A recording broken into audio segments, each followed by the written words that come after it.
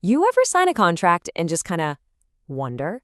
Like, what really happens if the other person doesn't do what they promised? It's more than just being let down. It's about knowing your options. Today, we're going to dig into the real-world consequences of a broken promise in contract law. Let's jump in. All right, let's kick things off with a little puzzle. I've got 4 statements here about what happens when a contract is broken. 3 of them are true, but 1 is totally wrong. Stick with me, and by the end, you'll not only spot the incorrect one, but you'll understand exactly why it's wrong. Now, to wrap our heads around all this legal stuff, let's use an analogy we can all get behind. Imagine we're ordering our absolute dream car, customized down to the last bolt. This car is going to be our guide today, so keep it in mind. So, here's the first thing you've got to know. In a contract, not all promises are the same. Nope, there's actually a kind of hierarchy, a ranking system. And believe me, how a promise is ranked changes everything. Let's break down the big 3. Right at the very top of the pyramid, you've got what's called a condition. This is the big one. It's the absolute soul of the agreement. It's a promise so important that if it's broken, the whole reason for the contract just evaporates. So, back to our car. The condition? That's the engine. No question. If you ordered a powerhouse V8 and they drop in a tiny 4-cylinder, well, that's not the car you bought, is it? The entire purpose of your dream car is defeated. This isn't a small mix-up. It is a fundamental deal breaker. Okay, next on the list is something called a warranty. Think of this as a less critical, a more secondary part of the deal. It's still a promise, and it matters, but breaking it won't torpedo the entire agreement. And for a car, the warranty is like the warranty. The floor mats. Yeah, the floor mats. If you wanted black and they give you beige, you're going to be a little annoyed, right? But are you going to refuse the entire car over it? No way. You'd expect them to make it right with some compensation, but the car is still your car. And then we get to the weird one, the wild card. It's called an innominate term. And honestly, the name basically means we don't know what to call it yet. With these promises, you can't really tell if they're a huge deal or a minor one until after the fact. It all depends on how bad the breach actually is.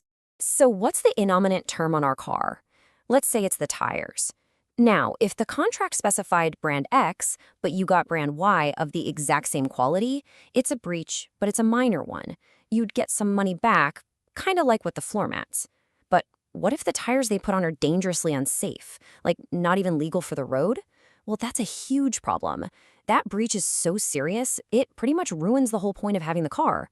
Suddenly, the tires have become a deal breaker, just like the engine. Okay, so we've got our 3 types of promises: conditions, warranties, and the tricky innominate terms. Now for the part you've been waiting for. What can you actually do when someone breaks one? Let's talk remedies. And this, right here, is where it all comes together. If they mess up the condition, our engine, you get the nuclear option. You can end the contract, that's called repudiation, and you can sue for damages. But for the warranty, our floor mats, your only option is to sue for damages. You have to keep the car. And for the innominate term, our tires, it all comes down to just how serious the problem actually is. All right, you've got the knowledge now. You understand the hierarchy, you understand the remedies. So let's go back to that mystery we started with and finally crack this thing. Okay, let's put on our detective hats.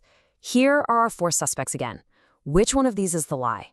We're just going to go through them one by one using what we now know. Let's start with number 2. The remedies for breach of a condition are ending the contract and damages. Is that true? You bet it is. The engine's wrong, you can walk away from the deal and get compensation for your trouble. So statement 2 is true. It's safe. How about number 1? The remedies for a breach of a warranty do not include ending the contract. Yep, that's spot on. The floor mats are beige instead of black, you get some money back, but you have to keep the car. So statement 1 is also true. And number 3. The remedy for breach of an innominate term depends on the seriousness of the breach. Well, that's the whole point of it, right? Are the tires just the wrong brand, or are they a death trap? The remedy changes completely. So number 3 is true as well. Which means, by process of elimination, statement 4 has to be our culprit. But why? What's actually wrong with it? Let's zoom in on that very specific and very important bit of wording. Make the contract void. Okay, this is a really important legal difference, so lean in. When you get damages for a breach of warranty, you're basically saying, hey, this contract was real, but you messed up a small part and you owe me for that. The contract still happened. But making a contract void Whoa, that's like using a time machine to go back and pretend the contract never ever existed in the first place. It's a total wipeout, usually for things like fraud or huge mistake right at the beginning. And there you have it. The incorrect statement is number 4. The fix for a broken warranty isn't to make the contract void. It's to get damages to compensate you for your loss while the contract itself stays alive and kicking. So we've solved the puzzle, which is great. But why does any of this actually matter to you in your day-to-day life? It all comes down to this. Labels matter. A lot. How a promise is described in a contract, whether it's called a condition or just a warranty, isn't just boring legal jargon. It's your power level. It is the difference between being able to walk away from a whole bad deal or just getting a small check for your troubles. So here's something to think about. The next time you sign anything, a lease, a job offer, a new phone plan, whatever, just ask yourself, what's the engine of this deal for me? What's the one single thing that, if they got it wrong, would make the whole thing pointless? Because knowing that, well, that's how you protect yourself.